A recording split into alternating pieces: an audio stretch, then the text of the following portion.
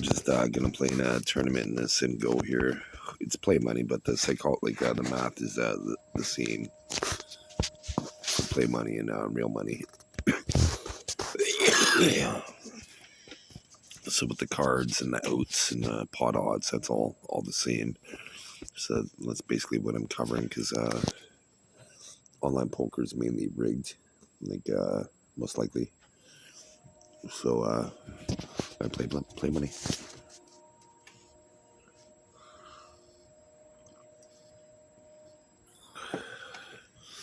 So I'll play in actually I don't want to play that one.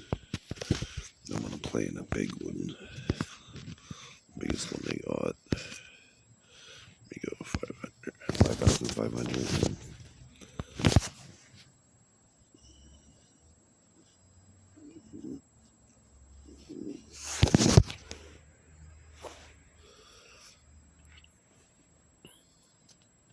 Just gonna pause it till it starts.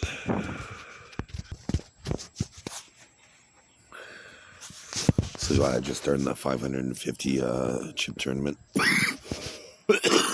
You can always tell when you look at the tournament lobby. Once it starts, it'll show how many people are in the tournament. It should eventually. So let's see, tournament log. There we go.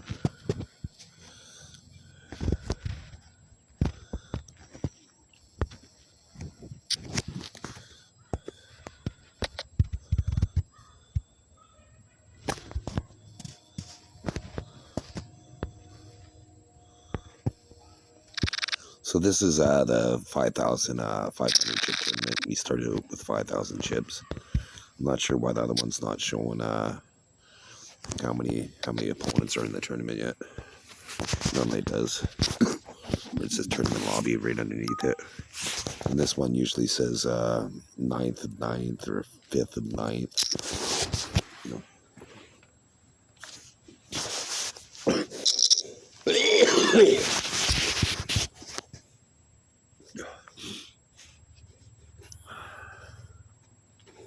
The Singo is worth I can win more money in the Singo than I can in the tournament, so I'm going to be mainly focused on the Singo. The tournament's just fun, just to get practice for playing multi-table.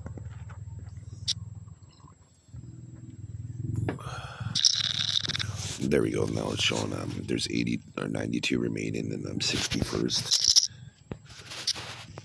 And I'm fourth of 9, 4th out of 9 remaining.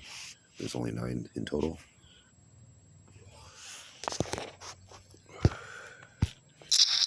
Big pot. There's like 67 callers, it seems. No, there's 2, 4, 6 opponents in this pot.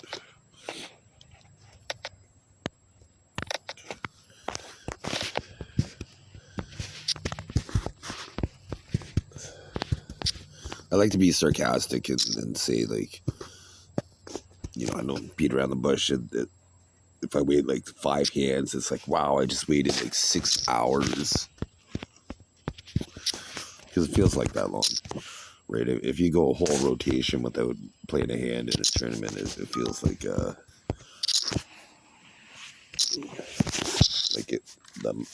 crazy amount of time has gone by.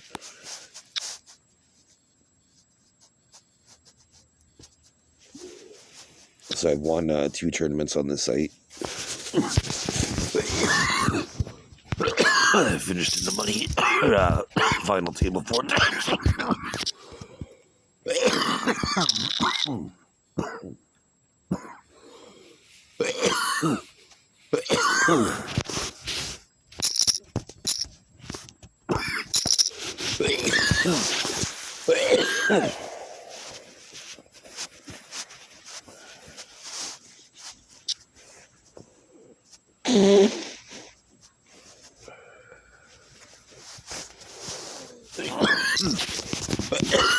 It's a beautiful March day. It's about 5 degrees Celsius. And this time of year, that's warm in Canada. If this was fall, it'd be freezing. You'd be like wearing your parka. But I bet you 5 degrees Celsius today. If I went downtown, I bet you I'm going to see somebody wearing a t-shirt. It's almost like approaching me, in between 5 and 10 degrees Celsius. But in the spring, 10 degrees Celsius is short weather, shorts and t-shirt weather. But in the fall, 10 degrees Celsius is wear as much clothing as you possibly can type weather. Even though it's the same temperature, because like after the summer, your body gets used to it being hot, so 10 degrees seems really cold. But the opposite, after the winter, it's so cold that 10 degrees seems so hot.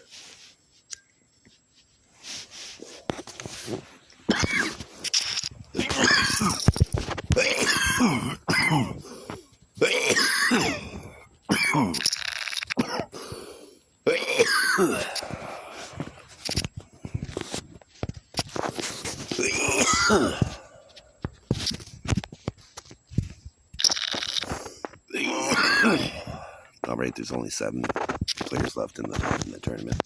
Top 3 finish in the money.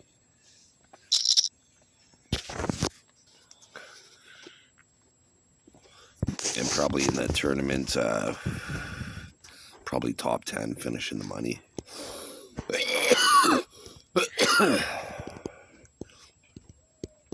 I'll check next time I'm at that table.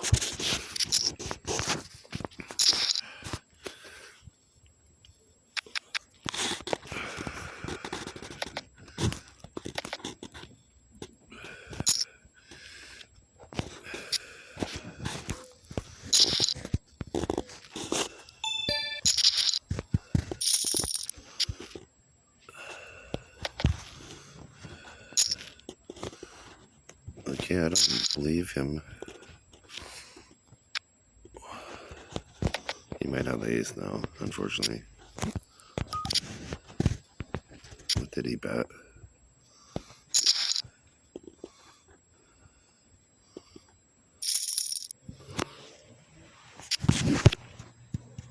I didn't believe him. That's right.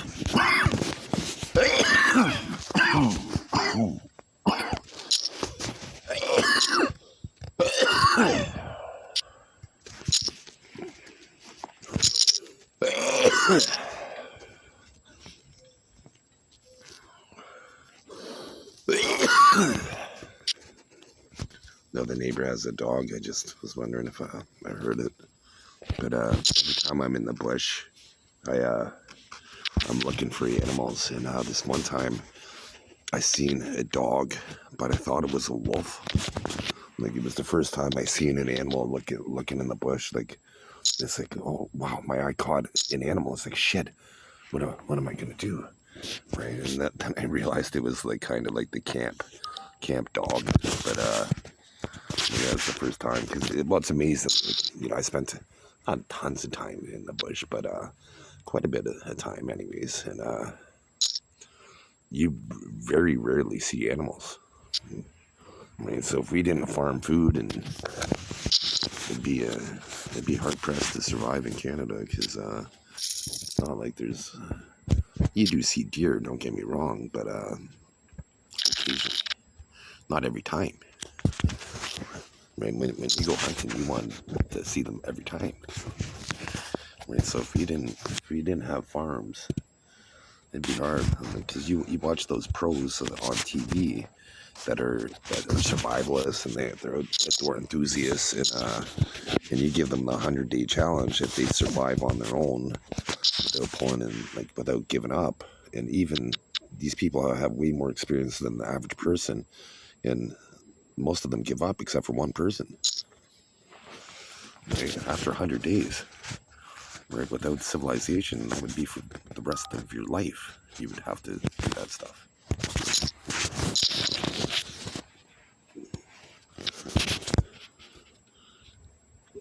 I can imagine. Well, I posted yesterday. I think it'd be nice if countries had a prize. Like, you know, once I'm rich, I'm gonna do it.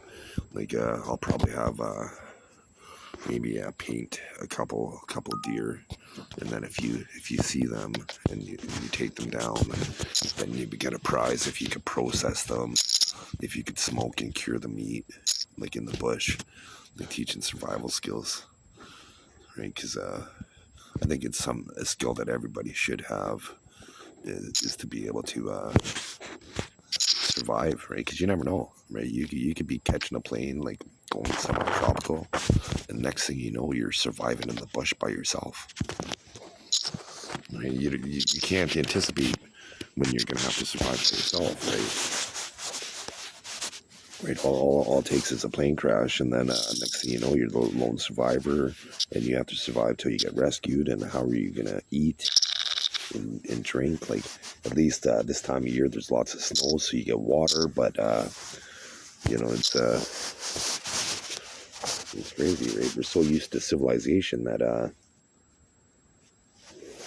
we don't have a lot of these ancient skills that are still in our DNA, mind you, some of it. But we it wouldn't take too long to kind of get into hunting. Like your instinct is going to be like, okay, I got to be quiet. So you could easily recall some things that you're supposed to do. I'm like looking for foot marks. An animal's not going to see your footprint and be like, okay, that human's coming after me. Right, so we could track footprints and then the scent, right? Like, so in that scenario where you're flying on a trip and then next thing you know, you end up in the bush, right? Chances are you might have had cologne on you, or you some sort of fragrance because you showered. So first thing that's going to happen is when you're in the bush is every animal's going to be able to smell you from like a considerable distance away, that you're probably not going to be able to successfully hunt. And it's not like you would have had snares on you. But if you ever go hiking, make sure you do have some snares. And squirrels, they like to they're very lazy. Like if you're to put a stick, like just say there's a tree, if you were to lay a stick on a 45-degree angle on a tree with a snare, the squirrel's gonna run into that snare almost 100% of the time if you know he's living in that tree, because they're lazy. So they see the 45-degree stick as a ramp, so it's easier for them. So they're naturally gonna go out there. They're not gonna be like, oh wow, some human's gonna hunt me with a snare. Unfortunately, if without any kind of rigging, I'd be so afraid that when hunted, I'd be too successful. I think I'd put so many snares that, because that's all I would do is, like, if I had like 30 snares, I would just put 30 snares out and then check them all the time, and I'd make some fish traps. Like, basically, if you make a capital M in the water, but you make it so the M doesn't quite touch each other, the fish swim in there and they can't swim out because their eyes. So you make it, you throw some bait in there, and then the fish swim in there but can't swim out. And the best thing about it is you didn't kill the fish, right? So you come by the next day or whatever, you check your trap, and they're gonna be fresh and alive. And a regular pop bottle that you buy from the store, all you do is you cut off the tip, and then you put the tip inside the bottle, and like a funnel almost. It would look like a funnel inside the bottle, but it funnels minnows into the bottle. If there's lots of minnows in the area, within 20 minutes you're gonna have, like, say, like 20-30 minnows for bait.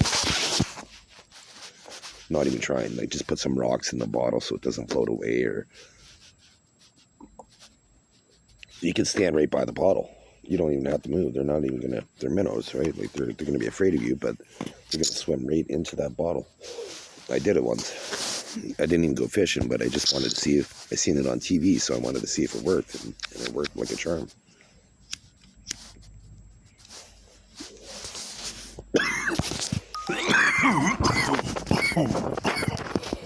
But I haven't really did too much hunting or anything because any hunting. I've never hunted in my life actually, but I did do some fishing. Like I grew up in Toronto, right? So you don't really do too much hunting or fishing there. Like I did go to camp, and it was pretty awesome. I got to ride a horse for the first time, and yeah, this one horse. We had the horses were in the pen, and I was on this horse called Firestarter. Like I think it was like I rode a horse before that, like at least once beforehand, but somehow Firestarter got out into a field. It got out of the gate with me on it into a field, and it was trotting. It wasn't quite galloping, but it was going fast, where I was hanging on for dear life. And but like so, the whole time I was afraid, right up until it ended, and then it was just so much exhilaration. Once I was safe again, it was like just such a fantastic feeling.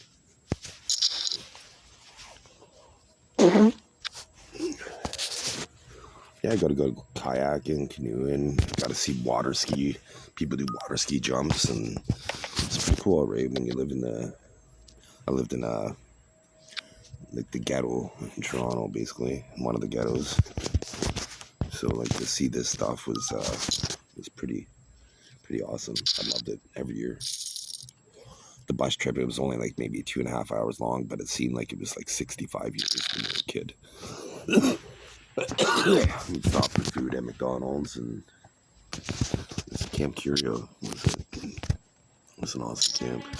And then one of the last years I was there, I was standing by the counselor's cliff, and I was watching them jump off the cliff into the water. But I was standing there for like about a half hour, 45 minutes, so people just forgot that I was there. So then I seen an opportunity, so I jumped after watching them do it, and I was afraid, right? Because like as soon as you went in the water, it was like there was a current pulling you downstream, right? And you had to swim off. But I was a strong swimmer. Like I wasn't really too worried, but I was afraid because I'd never felt that sensation before. But it was awesome. I think the highest I jumped off was where I almost fell for a second. It seemed like at least a heartbeat. My heart skipped a beat. That's how high it was.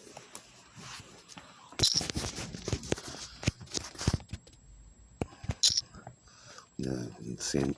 Joe's Island, a cliff. Just jumped, just pulled the boat up. They knew the area. It was pretty awesome day actually. Me and this girl were kind of seeing each other, and this guy, one of my friends, was seeing one of her friends, and so we just went for a boating trip, and it was pretty cool. We went jumping off the rock face. That was still the highest. Like maybe the 5-meter platform in Toronto was higher than that, but it seemed higher because it was like off a cliff into a lake.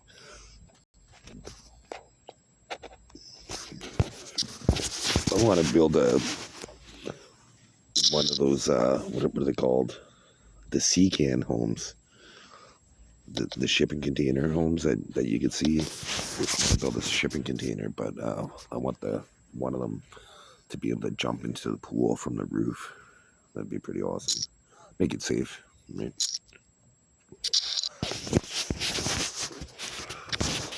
But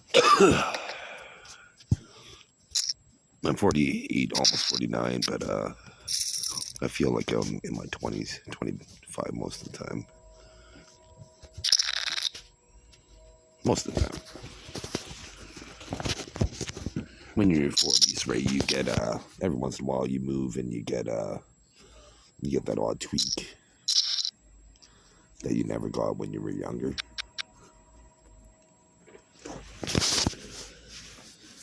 That's why you see those commercials, right? You can bend over and you fucking throw it your back.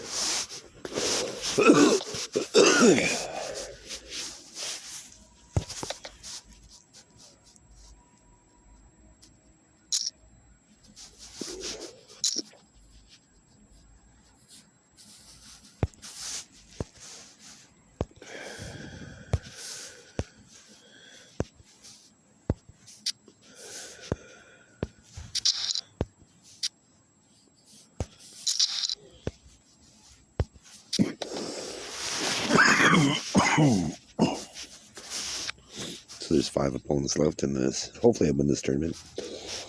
This didn't go. It's let's see what it's worth after this here.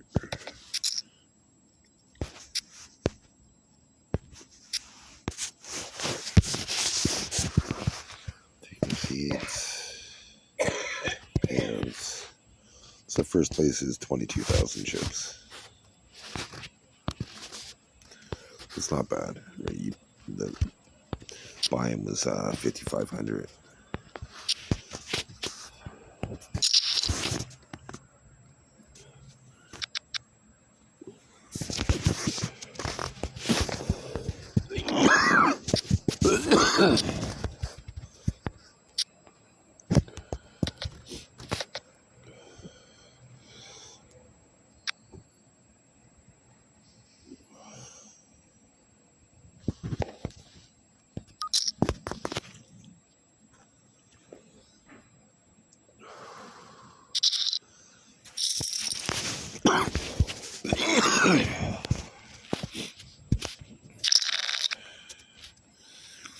That's what you gotta do. You gotta just keep winning pots and then chipping up, and then next thing you know, there's less opponents and you end up winning.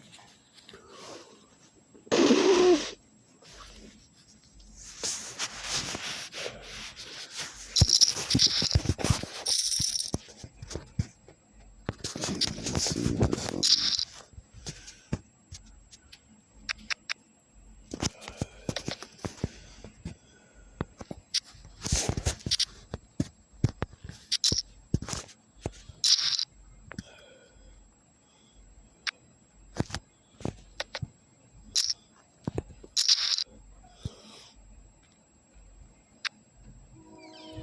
So it's unlikely they have much. They probably have the winner though, but I don't think they have much. No, I got the winner. I thought so, because usually when they come out like super aggressive like they did on the flop and then a weak little bet on the turn, usually they're just blowing smoke at that point. Talking out of their ass, if you will.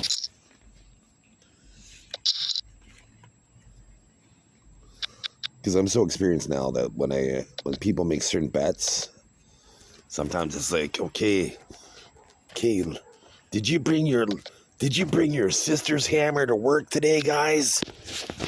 That's the kind of bet. It feels like, it doesn't feel like a man-sized bet, right? So then I make the man-handler move and then make a man-sized bet.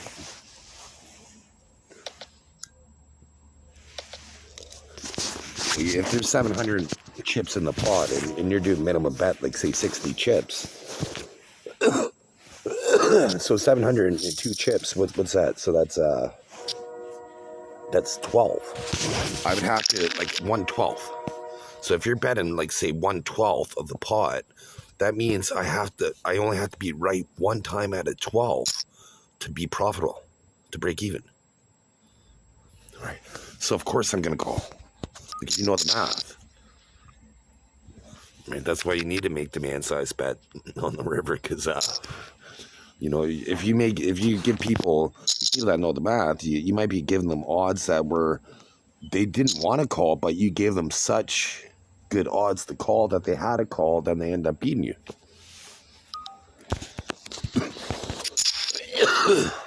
That's why don't get too cheeky. If you're new to poker, don't be like, okay, I'm gonna be a trap star. I'm gonna trap all the time, and because Usually traps backfire. If you do them randomly, then it's perfect. But if you do it all the time, it's going to backfire.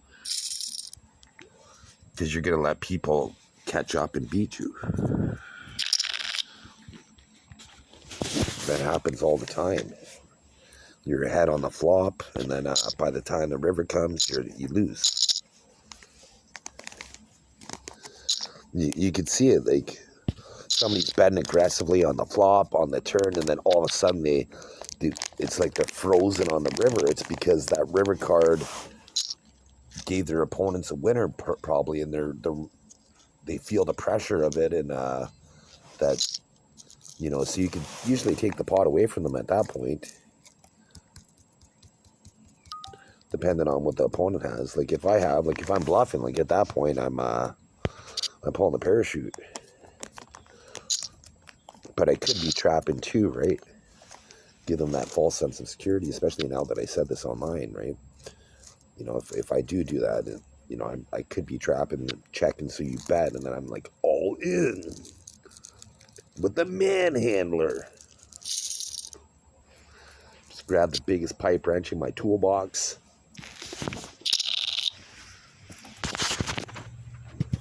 Let's see.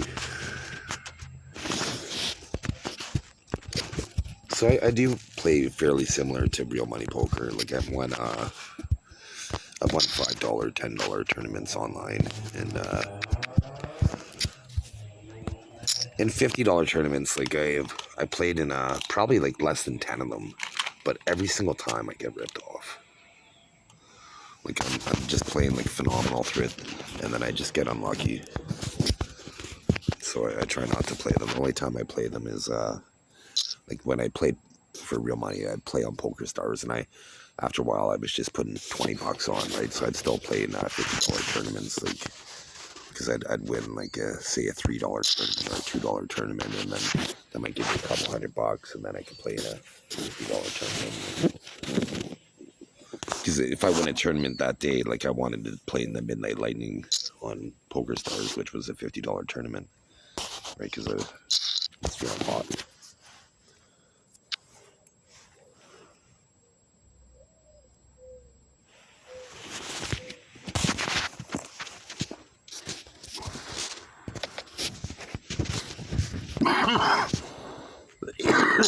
So here's an example where they could have froze up. Oh wow.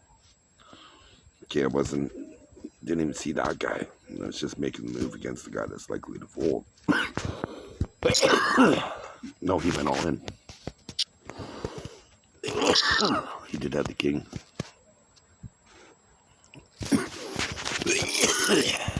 I was trying to make him fold the king, actually.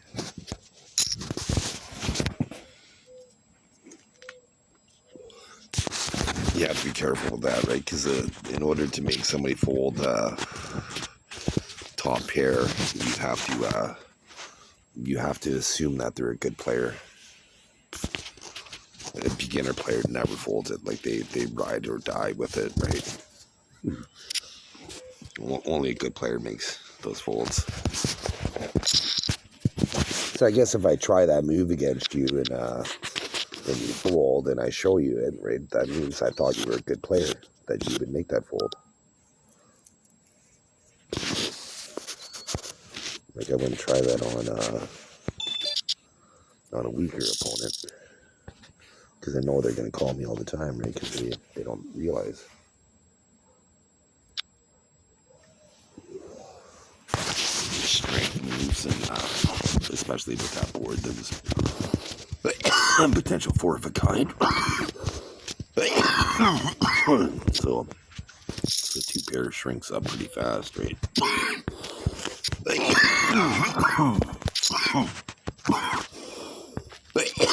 Like the player that went all in with King 9 there was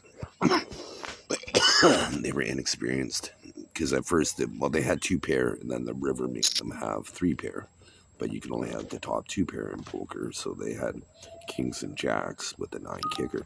So anybody else that had the pair of kings with the jacks, chances are they had a higher kicker than a 9, so they were almost certainly going to lose that pot when they went all in. The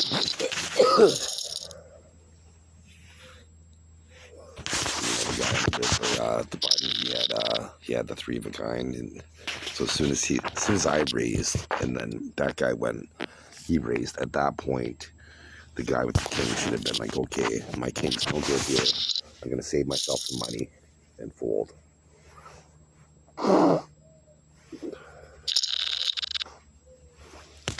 Because he had king 9. If he would have had king ace, then that would have been different. Then he would have had 2 pairs with the best kicker, but he had 2 pairs with anybody that, even if they had king 3, they would have had a tie at that point, because they would have had the pair of kings, the 2 jacks, and they both would have shared the 9 kicker. So the best case scenario that he had was a chop pot, right? So you don't want to be going all in for the best case scenario where you're going to have a chop pot.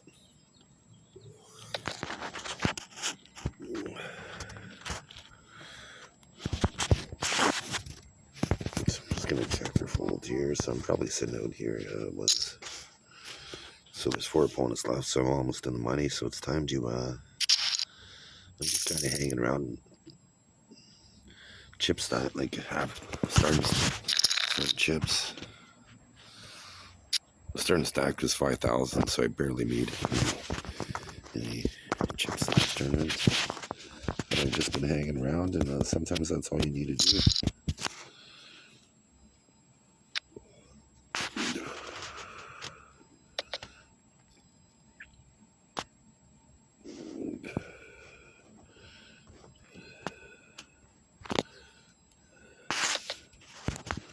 That's what I wanted to see. I wanted to see some weakness.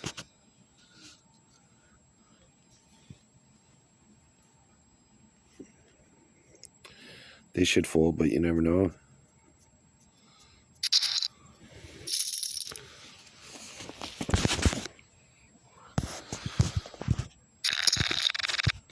Okay, so let me fold this right away.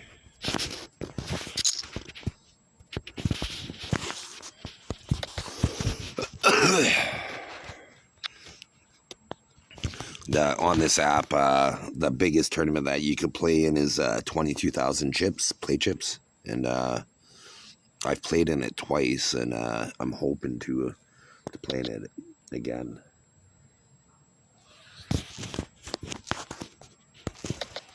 It's kind of nice. I think it starts at like 8 o'clock at night, right? So you play it, it probably lasts like 2 hours. The tournaments on these sites are fairly fast, because there's only a couple hundred opponents, right? Maybe it's a little bit more for the big tournament, because there were lots of people, and it should be better opponents, so that makes this tournament last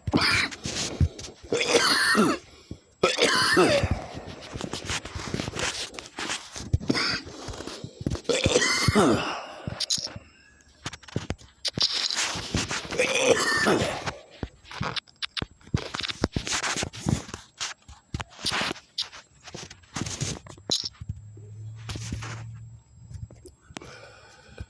I just want to play a hand. Not really getting any cards, so I'll try to put an opponent on a hand to just show you that this is play money. Like I could put people on hands, and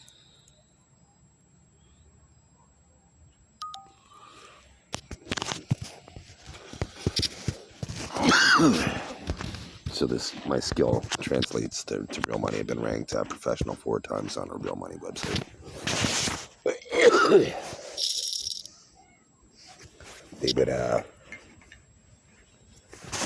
They had leagues where, so you had to maintain professional status,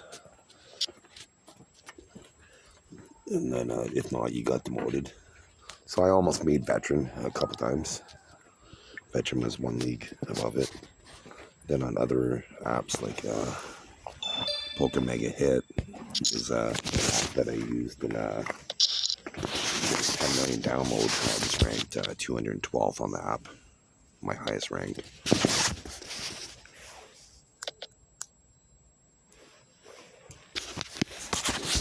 good at games. I've been first in the world in 2 games before. One was just short term, like a math game for a couple hours. But I was still ranked #1 in the world with over 1 million downloads.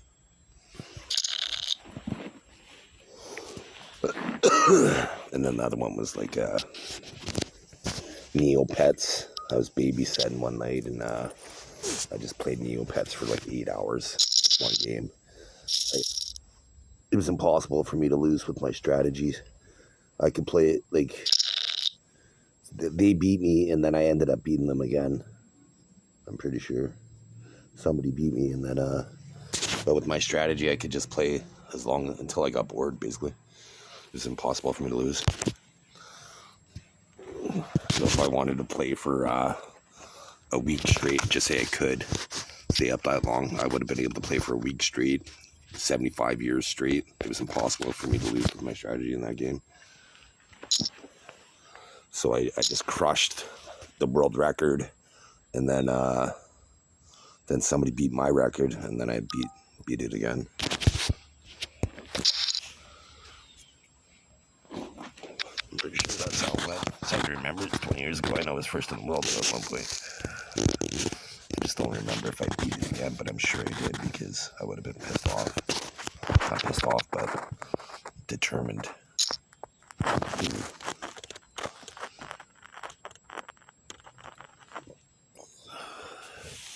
And then the math game was called Math Blasters.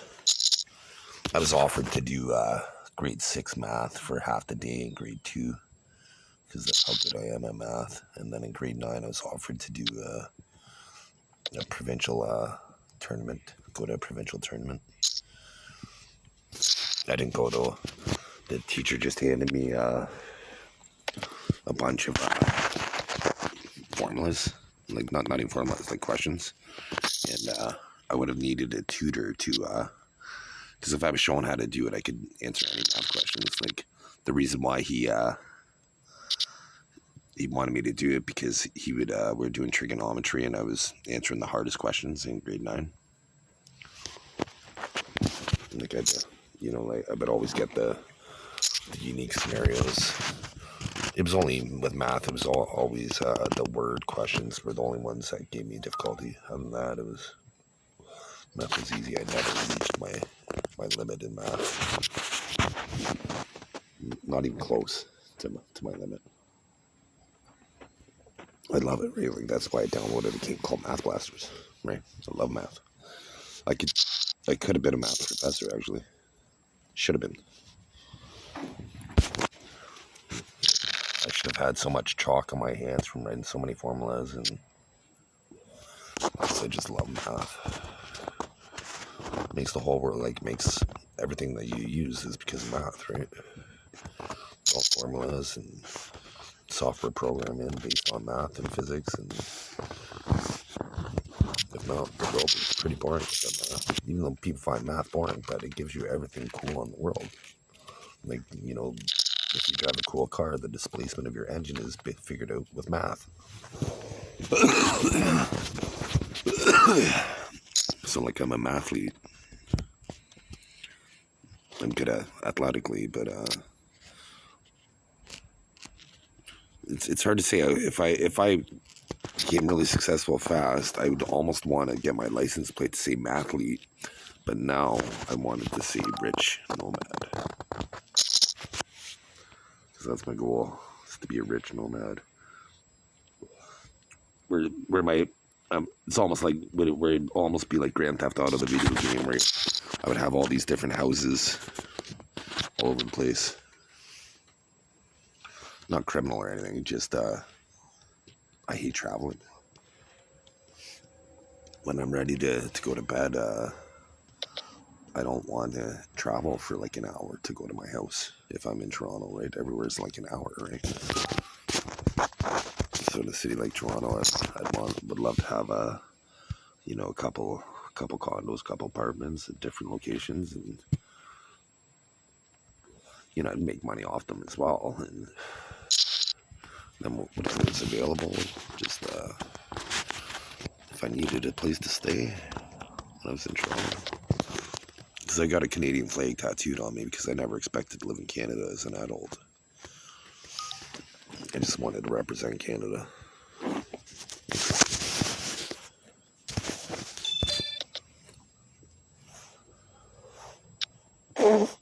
That's just because I'm a first generation Canadian, so my parents were both immigrants. And yeah, my dad was from England. And my mom was Danish, but she was born on a trip in the States, so she had American and Danish citizenship. She never had Canadian citizenship. Because my grandfather wanted her to be able to sponsor him to go to the States. That's where his brother went. You know, so I have complete respect for my grandfather Fall. His name's Arnie. He barely spoke English, and he had a thick accent.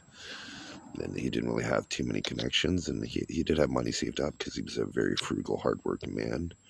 He had something like $15,000 in 1960 from saving up, and he came over here and he took the chance. And so for me, it's been very easy for me to move to another community. Like if I have a grandfather that could leave his language, his culture, his country, right, for a better life, than as if I couldn't go to Vancouver. You know, that's why I moved to Vancouver, right? Vancouver is amazing. Like it's such a beautiful city, and it's one. If you want to see palm trees in Canada, you got to go to Vancouver. And I like North Vancouver. You go to North Vancouver, and there's the sea to sky highway, and you drive through the clouds at some points. Whereas it seems like it's foggy, but you're actually driving through clouds because that's how high up you are. It's fantastic. Just watch out for grizzlies. But the view of Vancouver from North Vancouver is phenomenal. It's like the perfect postcard. You see the Stanley Park.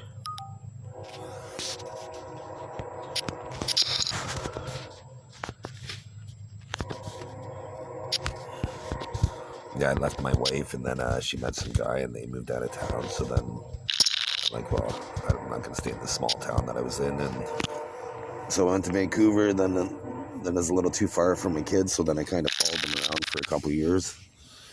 Like they went to Brampton, so I went to Brampton just to be close to my kids. Now they're adults, so I like things for myself and be there to support them. Right, like ideally, I raised them well enough to be strong sailors in the ocean of life.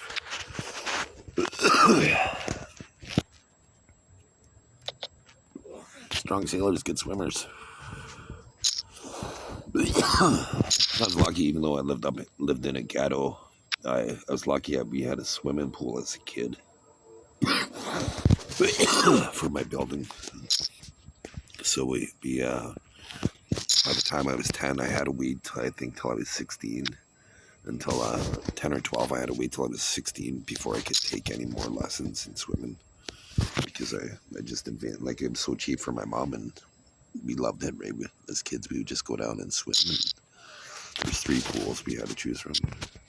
Actually, this one instructor, when I was 5, he threw me in the deep end because he seen potential in me swimming, and you know, I was so afraid. I just basically almost walked on water out of there, right? Like I just swam to the side, but I was like thinking as a kid, I think he just tossed me in the water. But he's a lifeguard. He obviously knew what he was doing.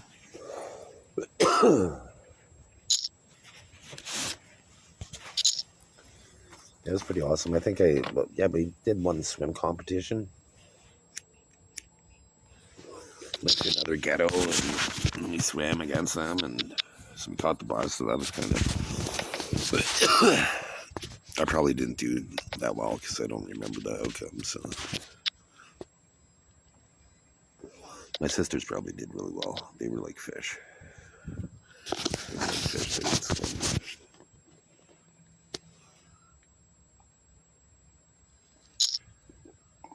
And they both were heavy set, but they could swim like no tomorrow. They look like they were fish. How they were swimming, almost like Michael Phelps. Like he looks like he's a fish when the guy swims.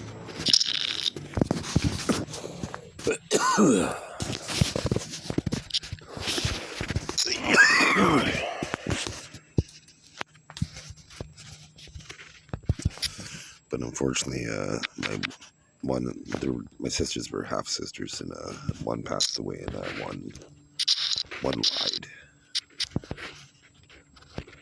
to get me hospitalized, and so I'll never forgive her.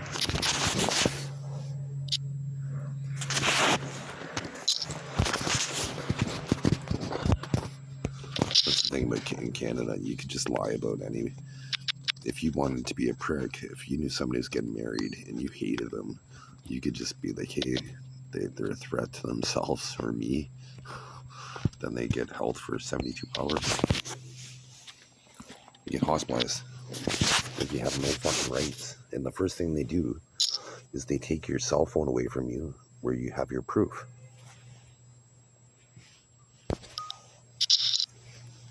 It's atrocious.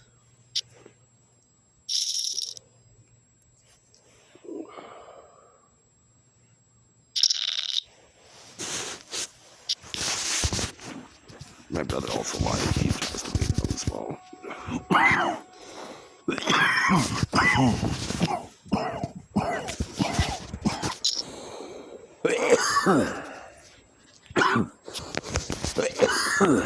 And he lied, and so I was evaluated by a hospital and released like right away, and like within 72 hours, or like the 72 hours. And then that hospital deleted my patient records because I'm claiming that I have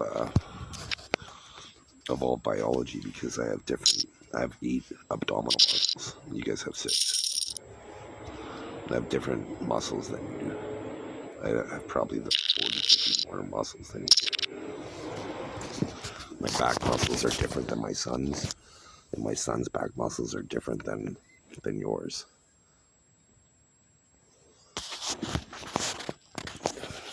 I was reading yesterday, China saying that there's a new variation of humans, that they discovered a new human species, and that's possible, right? Because there's 500 different species of sharks, 11,000 species of birds, right? So there could be probably up to like 30 different species of humans right now.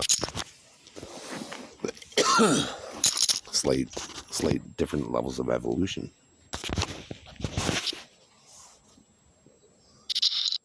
So I requested to get a CAT scan done and a positron emission tomography test, basically show them my brain and what I'm capable of doing. The CAT scan would show them my organs, and I did have a CAT scan done before, and Canada also deleted those medical records, right? So they're deleted. They're not allowing me to get proof, right? Once I have money, there's a thing called medical tourism, and then I'll be able to go somewhere and get a CAT scan done for about $1,000. Less than $1,000 with the, like, I'm talking like flying there, getting it done.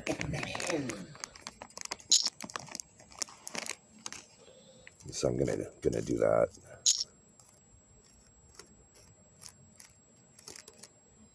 Because the internet thinks I need further testing.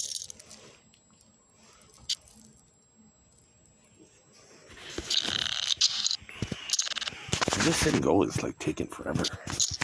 It's 4-handed. It's kind of nice, like, but I like once I'm kind of reserved when there's 4. It's like you're on the bubble, right?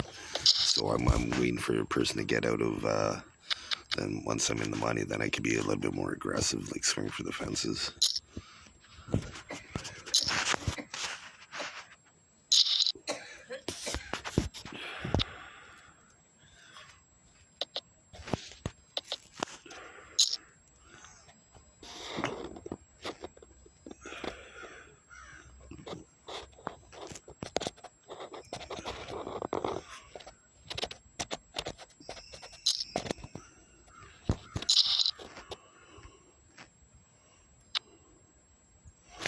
that's not the card I was hoping for.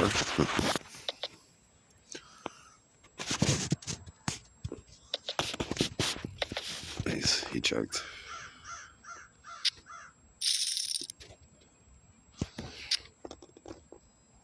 I was hoping to hit the jack.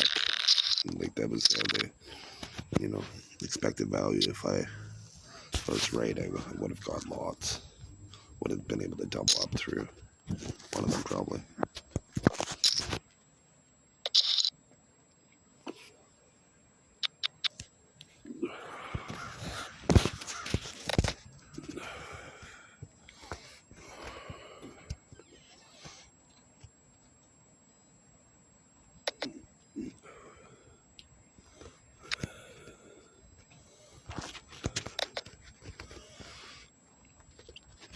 I really... That's why I play two tables, right? So I can stay active constantly.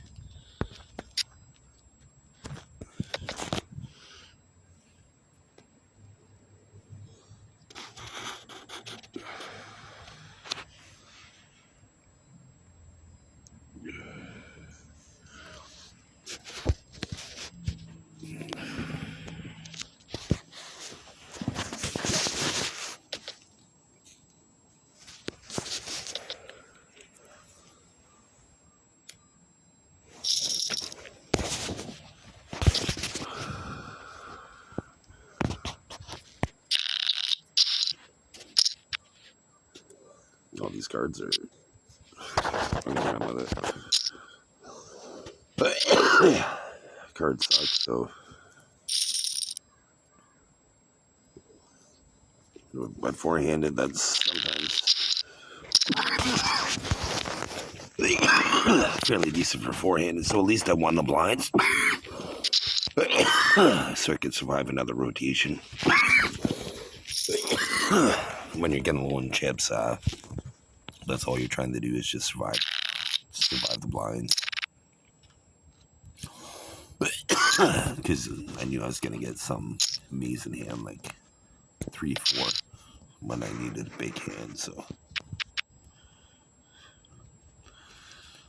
I had to take initiative and look out for myself and stole the blinds, and so because it was obvious it's like this tournament's trying to blind me off right now, right? So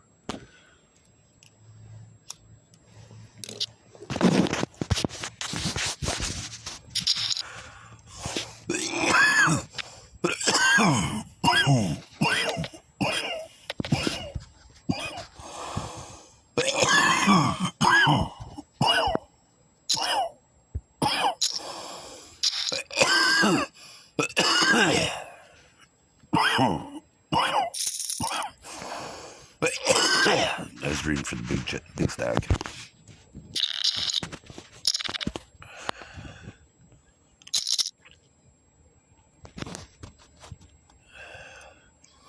Well, this is pretty much it.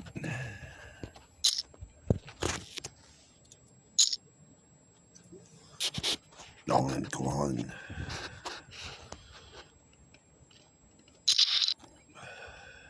I never hit the flop. I told you. Never hit. I should have a favorite, but I'll lose.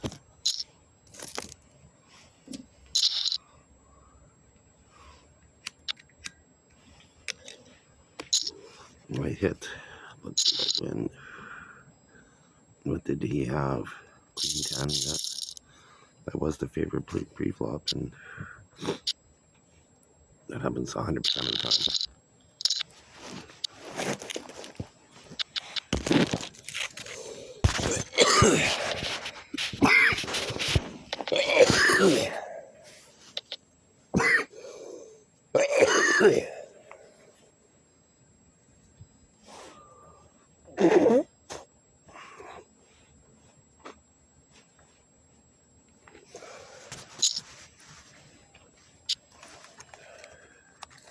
That was pretty brutal.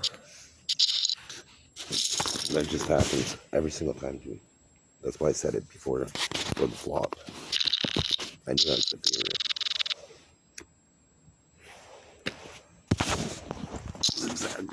said it. Because if I always say it ahead of time, then it happens on film, then when I litigate, it's going to be easier to make a compelling circumstantial case.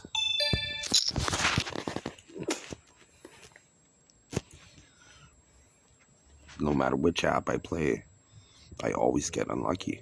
Every video. Or I win the tournament.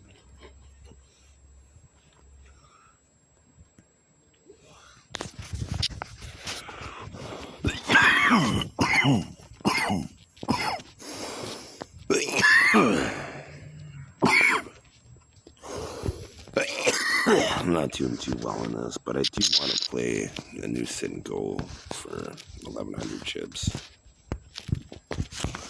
As soon as I said that it was 22,500, I knew it was going to lose. By those losers right there, you should have seen the face in your mind.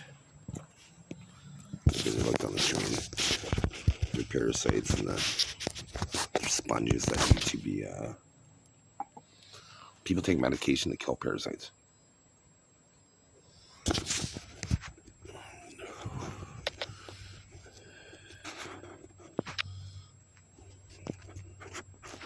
As if a person should be deemed too capable that they're forced to share their attributes,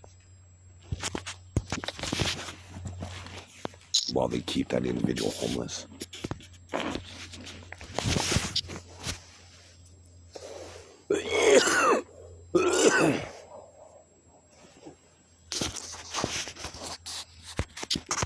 You know what I call those type of people? Fucking losers.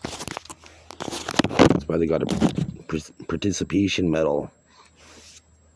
They finished 9th out of 9th.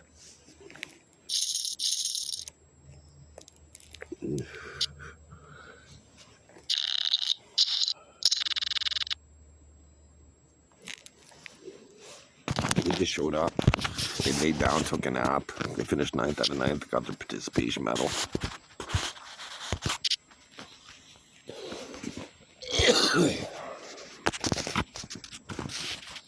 But just some people have to, realize, like, if you were the fastest kid in your school, in elementary school, right? Great. That's fantastic. Right? You might be in the top 5 in high school. Right? In college, you might be in the top 100. It's hard to be the best. Right? And most people aren't realists. Like, if you never won a tournament, you can't think that, like, a play money tournament, like, if you never won one ever, like, then you probably shouldn't think you're going to be a professional poker player. It should happen fairly fast. Like, I came first out of 8,000, fourth out of 2,700, first out of 1467, first out of 1252. And I won lots of tournaments with under, like, say, 300 opponents or less. Like this poker's, like, the sports channel used to have an ad, like, every day. Like, you play a tournament with 350 people, and I registered every single day. I'd win that tournament, win 1 or 2 tries. Right, so if you're not winning tournaments, like, at the play level, right, like, how do you expect to beat the pros in these big 8,000 player tournaments? I've never played for the money, but I won an 8,000 player tournament, right? So you know how much strategy, like, it took me 8 hours of online playing. It took me all night long. I even lost for 45 minutes in the tournament because I had so many tips. But I had to do something, so I had to leave for 45 minutes. That's how long the tournament was. So the whole time I was going, it's like, oh, am I going to be busted? Like, I was pumped.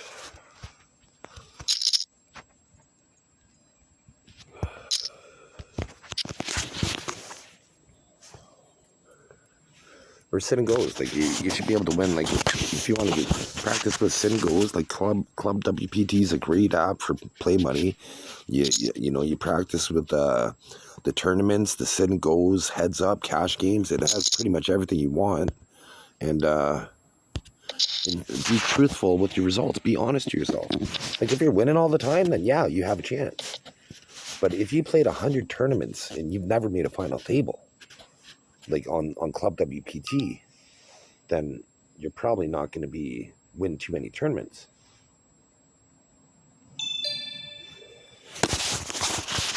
Like I've played maybe 30 something tournaments and I've won 2 of them and had 4 final tables.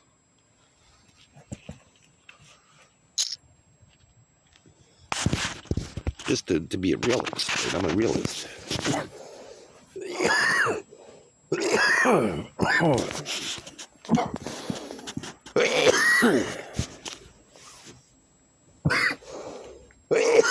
Don't get me wrong, the pressure, like say, like for $10,000 would be considerable. But once I realized, hey, I can't get my money back, I have to fight for my money, right? To try to grow it. Then at that point, right, psychologically, I think it'd be a little bit easier, anyways. Because why do you think I post these videos? Like even though I get few views, right? I pretend there's so many people watching and there's so much pressure on Myth Crisco, Annie Cheat Man, psychologically, so I could perform once the lights do come on. Once I see the paparazzi flash.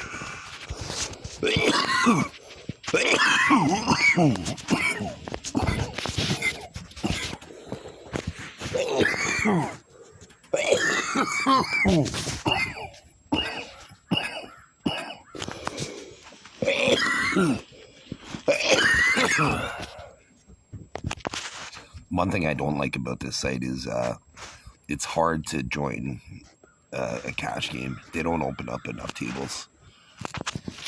They're almost always full, and you have to go on a waiting list. Other than that,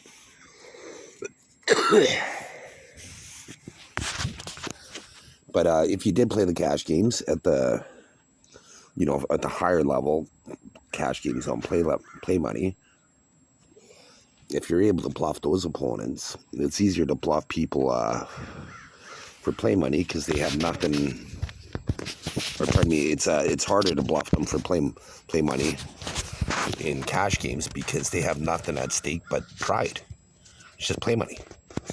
It's not like they have to refinance their house or anything like that, right? So, so if you play the highest levels of play money cash poker, you're going to be able to at least say there's 10 levels of real money cash poker. You're probably going to be at level 3 or 4 automatically. If you're surviving like play money cash games at the highest levels, being able to navigate and chip up, you're probably going to at least be level 3 or 4, right, out of 10, right? Once you get up into the higher cash levels, then obviously cash is harder, right? Because that's where the real pros are, and they know how to make decisions, and you're gonna find say there's 10 levels of cash games. You're gonna find that things moves work at like at level 1 through 10 for like say one super move. But then other moves only work to, say, like level 4, and then they won't work on opponents after level 4 too often. Right? Like, you're going to find that. Like, you could be like, oh, I just figured out this super move this guy showed me by beating me, and now I have it in my tool belt, and that's basically what it is, right? You, like, at first, when somebody bluffs you, your pride's hurt because you were bluffed, right? You were fooled, right? So it's natural to be like, okay, well, like that sucks. Like, I want to get him back, right? He bluffed me. I want to bluff him. I want to show him the cards just like he did me, right? Like that's kind of the mentality that people have. But at the same time, if somebody shows you a bluff in poker, they just taught you a new way to beat other opponents that are unaware of it. Right, so you always gotta. There's always a flip side to the coin, right? There's a realist, positive understanding to make. see the silver lining and utilize it in the future, right? So sure, somebody may have beat you. Like if I played you in the past and I bluffed you and your pride was hurt, just remember it was probably play money or very little real money. So I taught you a skill that you could have made tens of thousands of dollars in real money if you utilized it properly. Right, because that's all I try to do is I try to learn. Anytime I see a new move, I try to put it like, you know, in my tool belt, right? Like, so I'll make calls intentionally knowing I'm going to lose because it's play money, right? So I just want to see what they have, because then it's like me seeing part of the code. Once I see part of the code, then I'm able to figure out a cipher, right? Like that opponent's cipher, how they work, their psychological understanding of their risk like levels for poker. How much risk, how risky are they willing to take it? Like, depending on the hand quality, right? So you judge your opponents based on the cards that they show you. If they're always showing you terrible cards, that means you don't need the best offering to beat them. But if they're always showing you premium cards, then you need premium cards to beat them. You're a fool to think otherwise. But the person that has premium cards to beat them, they're going to be playing so infrequently that you're going to be able to punish them when they're not playing, because they're playing too strict. Because I used to be that way. That's how I won that tournament with the 8,000 opponents. I read a poker book, and I just kind of followed the guy's strategy. You know, I'm going to have to try to find the name of the book. I did look, and I tried to find the name, but I haven't been able to, unfortunately, because it was such a great book. It really did make me a better poker player overall. It was one of the most pivotal thing at the beginning. There's been several things, right? Like one of the sports, one of the announcers, he's with the British guy, and he's the younger funny guy, and he said, you know, most of the time you're not out of the hand until on the turn, right? So that made me stick around pots a lot longer, which made me win hands that I would have otherwise lost. So it made me a better player, right? And then I seen this guy that was very aggressive with, he was playing random cards like the pros on TV. They played really strict. So if you want to be a pro, you play how the pros do on TV. But if you want to be able to beat the pros, you got to come up with a new strategy yourself and kind of be able to play any two cards, right? Because if you can play any two cards, that you become so intimidating as an opponent because they know you can have any two cards, and all it takes is any two cards. You could have aces, but the board 7-6 is the best two cards for that particular board, and they're going to take all your money. Right, so if you're an any two card kind of player, then that's the best. It's the hardest, but that if there was a reputation, that's what I'd like to be like. If I did have enough of a following and I went into a big tournament, I'd be like, okay, so which two cards do you want me to make famous this tournament to my fans? And then if situations present themselves, I would try to hopefully I get my hand holds up, because 6-9 is pretty. It's like kind of a kick in the testicles. There we go.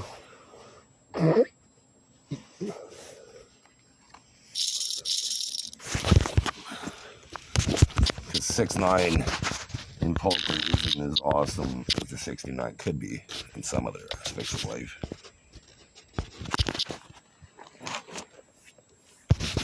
Okay, so I finished 17th. I sucked. So at least I'm in those.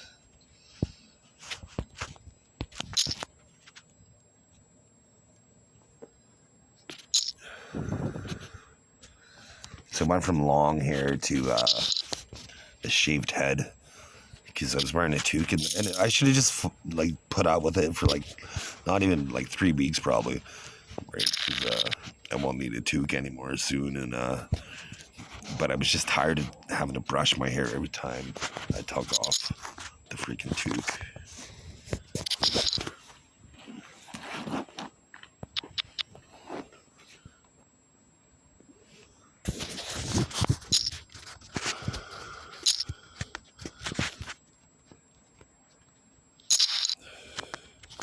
So 3rd to 7 to the lobby here. I don't really have too much of a bankroll on this site because I mainly play tournaments. I don't play cash games, so I don't ever really build up. When I was playing cash games on the site, I played in the big tournament, the 22,000 chip tournament twice. I'm better at cash games, but I don't find them fun, so I don't play them.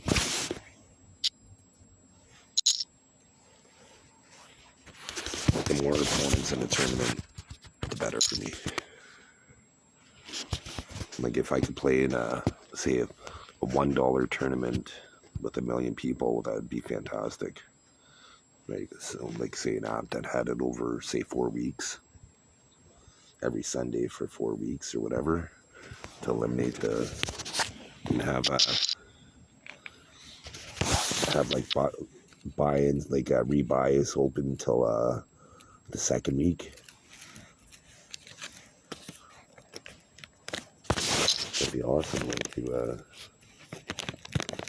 because then first place was probably about $136,000 right off $1. That's a fantastic return on investment.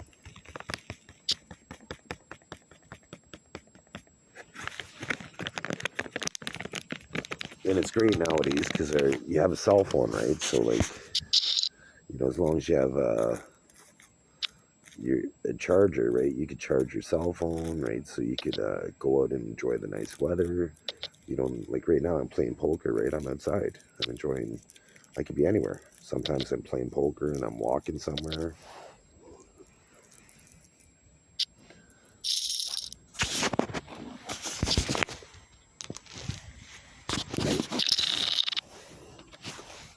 You know, or cooking or whatever, right? With cell phone.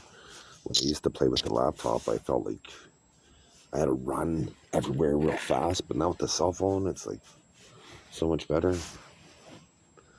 I want the app to be able to make it so you can use desktop or a laptop, and while you're in the same tournament, you could be like, hey, I want to go to phone mode, and then you go to phone mode, and then you could go, right? Because the thing is with the tournament, they're so long, right? If you do want to be a professional poker player, like you play poker, you got to play like 10 plus hours a day at least, right? To even be competitive, right? Like to get the hand experience that people are getting, right? To give yourself an edge, and play as many tables as you can while you're able to concentrate on them. Because if you play like 10 plus tables, you're not able to understand the rhythm of the table, right? Like I like about 3 tables because then I could I'm constantly playing. I'm almost always in a hand, and but I'm not playing too often, right? So I'm able to figure out the dynamics of the hand, and not as well as I would with 1 table, obviously, but it's better than 10 tables, right? Because if you focus, you spread yourself out too thinly, then you're not going to be able to perform as well. So if you see those players that play on where they play multiple tables, like they don't teach you how to play like the in the middle type of hands, right? That you only ever really see them play premium hands, right? They need to learn how to play like 5-7 suited sometimes, right? Because they don't want to get grinded down by the blinds, and they, you know, their situation, they've read their opponents, they realize the table's super tight and that they could get away with it. And so it's all table image, and then who's the table boss, and then if you're new to poker, you want to try to avoid the most aggressive player at the table at first, right? But then if you want to be the best, you have to start challenging those players when the situation presents itself advantageously for you to develop as a player to be the best. If somebody appears to be better than you, right, like your pride should be hurt a little bit, where you're like, hey, I need to perform better. I need to find a new gear and learn from this player, and then try to beat them. Every time you play heads up, right? You gotta whatever it takes to motivate yourself. For me, my pride needs to be bruised slightly to make me focus harder.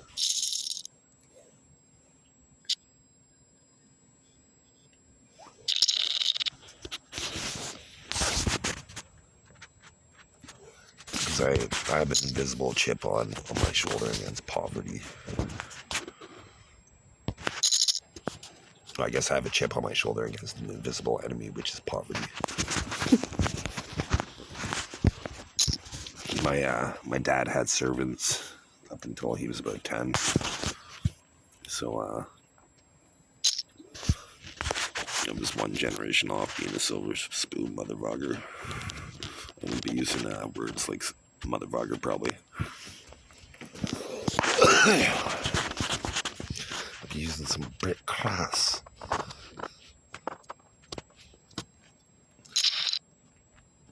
My grandfather, Jack, he's my official grandfather. Who knows genetically that there could be other things, but he had a phenomenal vocabulary. He actually got 100% in a vocabulary class in high school.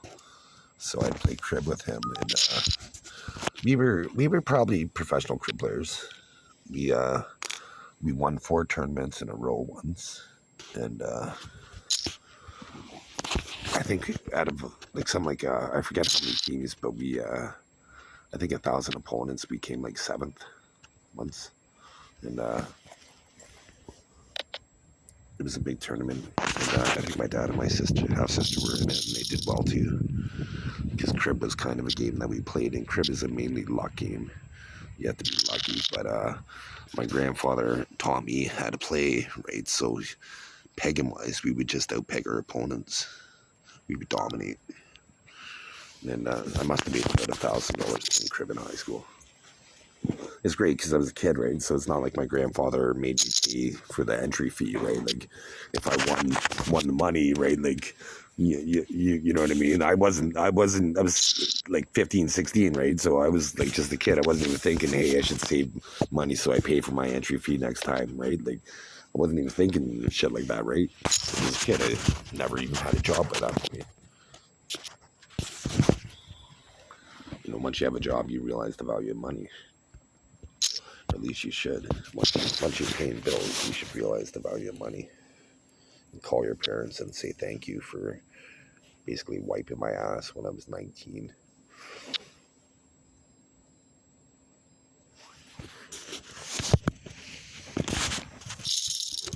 You know, they you know, when your parents are cooking for you, cleaning, like doing your laundry for you, stuff that you don't haven't paid rent. Once you move out on your own, sure, you got privacy. So if you do that, you want privacy, move in with some roommates that you get along with. Save yourself some money. Because ideally, like, it'd be nice if you lived at your like you had a down payment for a mortgage, right?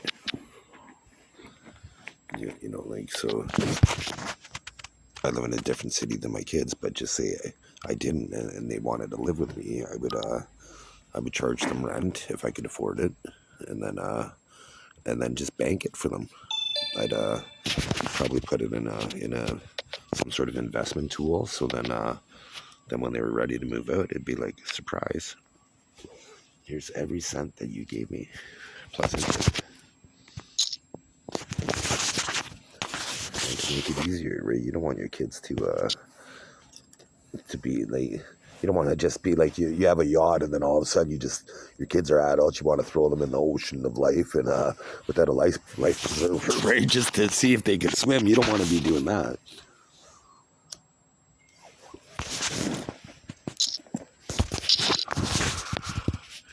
Just don't put hurdles in life, right? If I was fantastically wealthy, I would and my kids weren't, like, I'd want to give them everything, right? But I would have to have restraint and tough love and make them jump through hurdles to achieve certain things to show maturity. Once they show maturity, then it would be like basically a blank check. Just discipline. So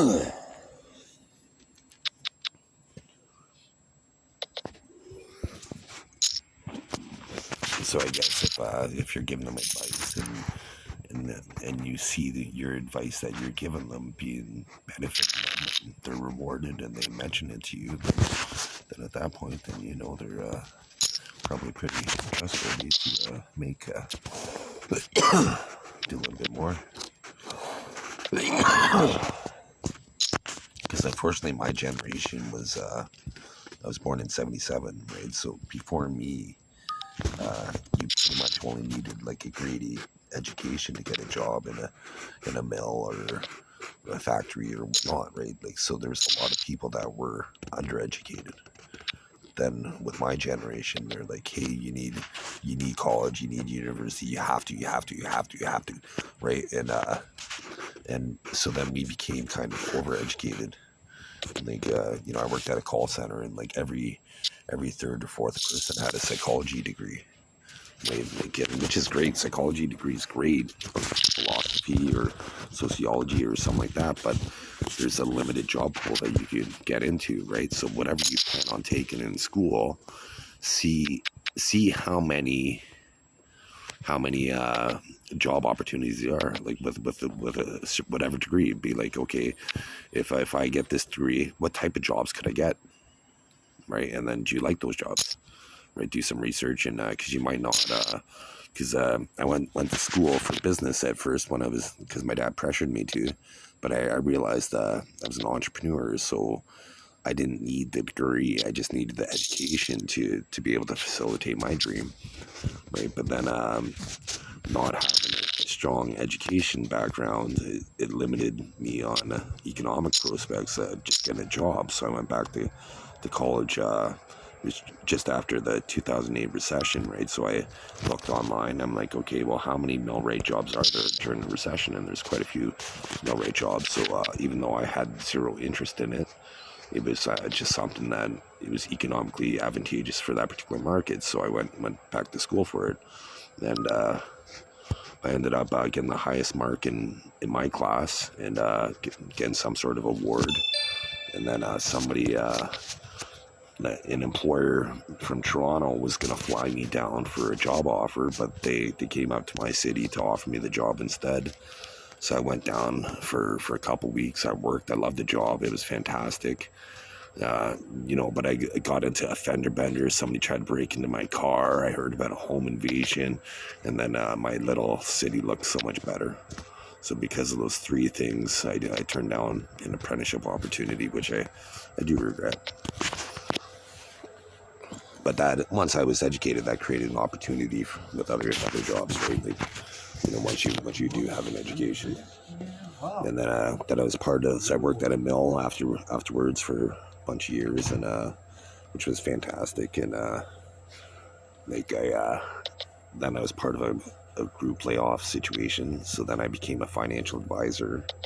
So they flew me to another city to do training, and it was really challenging. Like, it has a high failure rate for the LLQP, and the mutual funds were a little bit easier, but the LLQP was at least 30% plus people fail the test, and it's really hard. But so a lot of people that I went there, because they flew a bunch of us from all over the country to London, and then a lot of people were out socializing and all that. I was just studying the whole time, and the exam was 4 hours long, and I finished it in an hour and a half, and they thought I quit because of how high the failure rate is. And I'm like, no, I just either I know it or I don't, right? And so I basically got everything right, on like perfect on the test, basically based on fundamentals. Everything fundamental on the test I got right, but then preference to sell on whole life insurance and then other different insurance packages is where I got wrong, because it wasn't the best answer. And I even knew this sometimes when I was doing the test. I'm like, it's not the best answer, but how I would want to be as an insurance agent, I want to sell it this way. at least a couple times, maybe 4 times.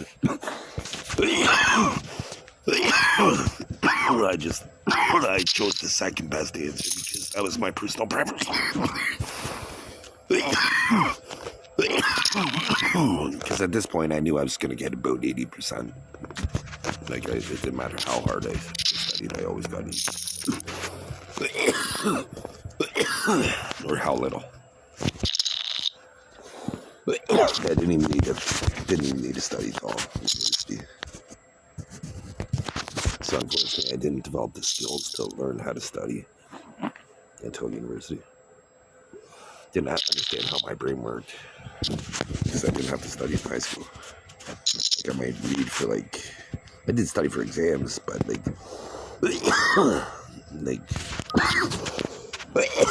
for tests, I really didn't study enough to understand how my brain worked.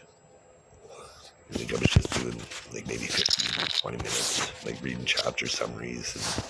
And the exams are basically just you do all the tests, then you make sure you practice all the tests that you did throughout the year for the exam. They take a lot of test questions and they put them in the exam, right? So especially the harder test questions. So make sure you practice those and understand the random the exception questions. Those are the tricky ones that always get people. The exception to the rule, and multiple choice. There's usually one right answer, then one almost right answer, and then the one answer. If you're always answering you should be going to the remedial class. But if you just say you're on question 16 and you don't know the answer, skip it. Because question 19 might give you the answer to question 16. That happens all the time in multiple choice, especially for definition type questions. They might be question 16 might be what does NDT stand for? Right? And then question 19 might be non-destructive testing is used for blah, blah, blah, blah, blah. And then, okay, so then you could correlate, okay, so, well, that starts with an NDT, so that must be the answer for 16. Right, so you can deduce, use logic. I did this girl's college test and without even taking the class, and I got 70-something. Just using logic.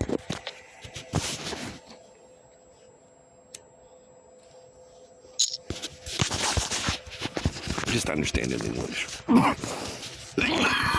Even though at that point in time in college, when I first went to college, I had to take a remedial English class, actually, to learn the basics again. But once I did that, I've been pretty phenomenal over the years. I've been trying. But like everybody else, right, you get used to the internet. They make it so we have a poor grammar or on social media and stuff like that, and we're not writing essays, right?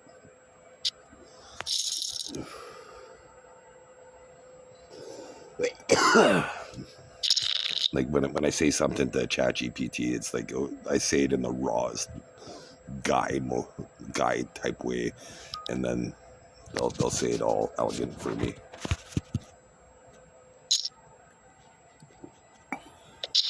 I'm basically be yeah, I'm a guy at pee standing up, right? Just as a matter of fact, just raw. And be okay, yeah, we get what you're saying, but we'll polish it by saying it like this from a founder's perspective.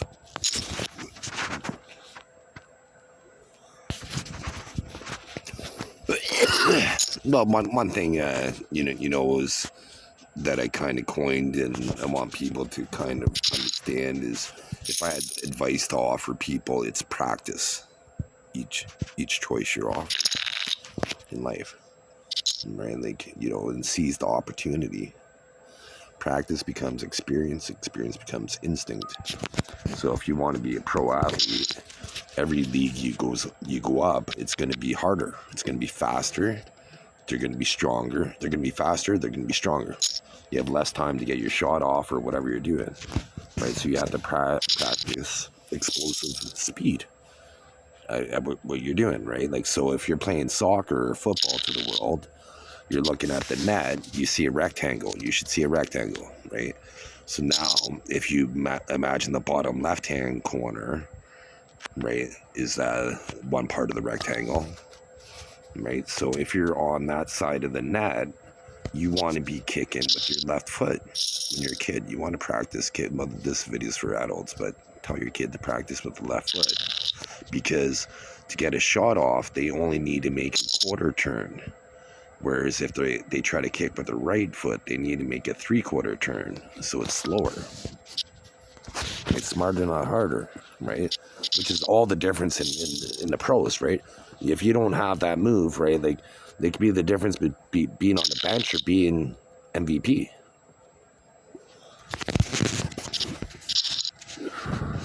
And squaring up to anything you're shooting at, you gotta try to square up. You gotta imagine, like in basketball, you want your shoulders facing to the rim of the edge of each, like your right shoulder to the edge of the right rim, and your left shoulder to the edge of the left rim. You want to see that in your mind every single time. In tennis, every single time you're trying to square, you're trying to make a 90-degree angle with the racket by squaring up. You'll be a better athlete 100% of the time, because you'll always be able to keep it in balance if you can square up in tennis. Tennis is a fantastic agility sport. It's like agility chess. That's what it should have been called instead of tennis. It should have been called agility chess. Because it's like back, in, left, right, left, back, in, rally over. Right, so you're just juggling your opponent. Right? Always trying to get them shuffling side to side lateral movements. Like suicides are fantastic drills for tennis players. Like, just every time if you ran to get the ball and you treated it like a suicide movement to get the ball when you're young, it's going to translate when you're a pro. Because being able to run, like if you're running sideways right, and then all of a sudden you touch the ground like as fast as possible, and then you go left and then touch the ground with your left hand as fast as possible, right? Like those are suicides, right? So but in tennis it's always side to side and then back to it, right? So lunging, like some of those calisthenic work out like nobody's work out, but in your mind pretend everybody's watching. Pretend everybody's watching, so you have that pressure, so when the lights do come on, you perform. You don't crack under the pressure. So this video is going to come to an end once I'm out of this tournament here, so hopefully I win it soon. Good video. I haven't played phenomenally well in poker, but what I mentioned has been phenomenal, I think. I think it's been informative.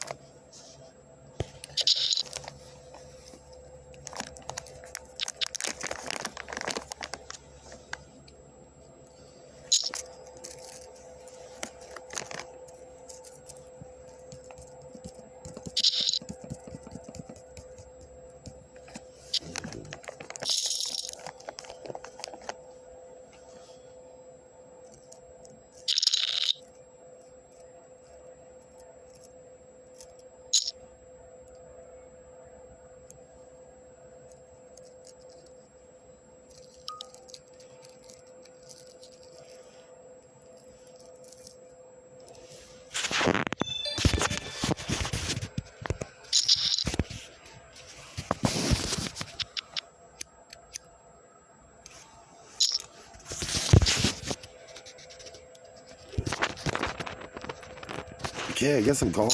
Like, hopefully I could beat whatever he has. He has nothing. He might have an ace.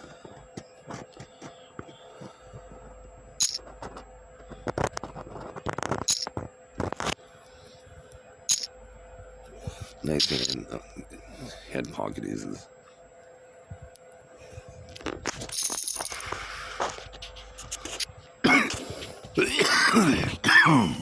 they played that pretty deceptively. That was pretty good.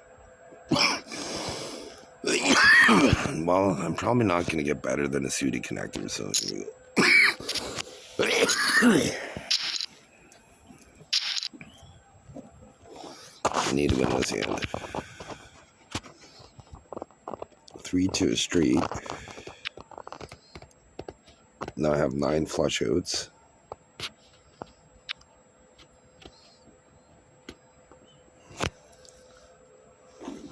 That was unfortunate. That was the end of the video.